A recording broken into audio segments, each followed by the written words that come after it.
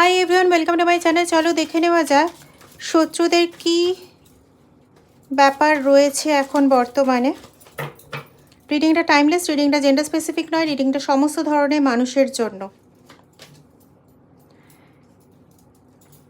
কি বলবো আর, নিজেরাই দেখো। তোমার শত্রুদের কাছে তোমার শত্রুরা মানে এমনই অসীম ভালো মনের যে তাদের কাছে ইম্পর্টেন্ট হচ্ছে এই বস্তুটা, এবং সেখানে লাভ, আত্মিক সম্পর্ক থেকেও জৈবিক সম্পর্ক অতিরিক্ত গুরুত্ব পায় এদের কাছে।